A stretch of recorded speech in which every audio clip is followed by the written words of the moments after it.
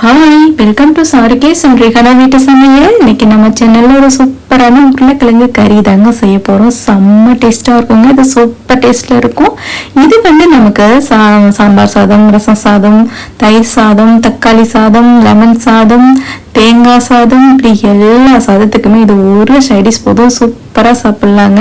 இது நம்ம ரொம்ப டேஸ்டா செய்ய போறோம். நம்ம கல்யாண வீடுகள் எல்லாம் சாப்பிட்டுருக்கோம் இல்லைங்களா, அந்த டேஸ்ட்ல செய்ய போறோங்க. அதே முறையில சுலபமா செய்ய போறோம். இப்போ வாங்க இது எப்படி செய்யலாம்னு பார்க்கலாம். இது எப்படி செய்யலாம்னு பார்க்கறதுக்கு நம்ம சேனலை ப்ளீஸ் சப்ஸ்கிரைப் பண்ணிக்கோங்க. அப்படியே பக்கத்துல உள்ள பெல் பட்டனை ப்ரெஸ் பண்ணிக்கோங்க. நான் இப்போ ஒரு 1/4 கிலோ உருளைக்கிழங்கு எடுத்து நல்லா தோல் சீவிட்டு நல்லா கட் பண்ணி இந்த மாதிரி அலசி வாஷ் பண்ணி வச்சிருக்காங்க. இதை நம்ம தனியாக வேக வச்சு எடுத்துக்க போறோங்க. நீங்க வேக வச்சு தோல் விரிச்சு எடுத்தாலும் பரவாயில்ல, பட் இப்படி செஞ்சீங்கன்னா ரொம்ப சுலபமா இருக்குங்க. நல்லா வேக வச்சுக்கலாம். தண்ணியில வேக வச்சு தனியா வடிச்சு வச்சுக்கலாங்க. தண்ணியெல்லாம் நான் இப்போ வேக வச்சுட்டேன். இதை தனியா வடிச்சு வச்சுக்க போறேன். இப்போ இன்னொரு கடாயில நம்ம ஆயில் சேர்த்துட்டு, ஆயில் சூடானதும் கொஞ்சமா கடுகு சேர்த்துக்கலாம். கடுகு நல்லா பொரியட்டும். கடுகு பொரிஞ்சதும் இதுல உளுத்தம் பருப்பு சேர்த்துக்கலாம். அடுத்து இதுல கொஞ்சமா கடலைப்பருப்பு சேர்த்துக்கலாங்க. அடுத்து ஸ்பைசஸ் சேர்த்துக்கலாம். கொஞ்சம் கல்பாசி, ஏலக்காய், பட்டை, 3 கிராம்புங்க. இதை போட்டு பிரியாணியிலையும் ஒரு சின்னதாக பிரியாணியில சேர்த்துக்கலாம். போட்டு நல்லா வறுத்து கொடுக்கலாம்.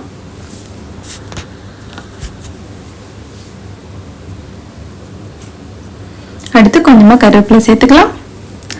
ஒரு பெரிய சைஸ் வெங்காயத்தை நம்ம நீளமா வெட்டி வச்சிருக்கோம். இந்த நீளமா வெட்டி சேருங்க. அப்பதான் அந்த டேஸ்ட் சூப்பரா இருக்கும்.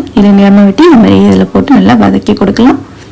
ரொம்ப வதங்க வேணாம், கண்ணாடி பதத்துக்கு வதங்கினா போதுங்க. நம்ம பொன்னிறமாலாம் வதங்கக்கூடாது. இது கண்ணாடி பதத்துக்கு வதங்கினா போதும். இப்ப நான் ஒரு பச்சை மிளகாயை இது மாதிரி கீறி வச்சிருக்கேன். அதை சேர்த்துக்கலாம்.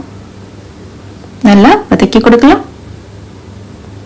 இப்ப நல்லா வதங்கிடுச்சுங்க. பாருங்க, கண்ணாடி பதத்துக்கு வந்திருக்கு. இந்த பதத்துக்கு வதக்கினா போதும். இதுல ஒரு டீஸ்பூன் இஞ்சி பூண்டு பேஸ்ட் போட்டிருக்கேங்க. போட்டு நல்லா வதக்கி கொடுக்கலாம்.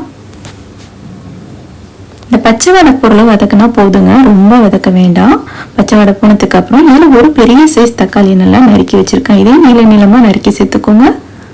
சேர்த்து நல்லா வதக்கிட்டு, இது சீக்கிரம் வதங்குறதுக்கு கொஞ்சமா உப்பு சேர்த்துக்கலாங்க. அதுல உப்பு சேர்த்து நல்லா வதக்கி கொடுக்கலாம்.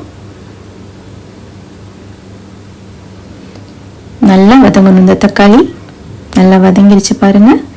இந்த பதத்துக்கு நல்லா வதக்கி எடுத்துக்கலாங்க. பாருங்க, இப்படி நல்லா வதங்கிருச்சு இல்லைங்களா. இந்த மாதிரி வதங்கினதும் நம்ம இதுல இப்ப மசாலா எல்லாம் போட்டுக்கலாங்க.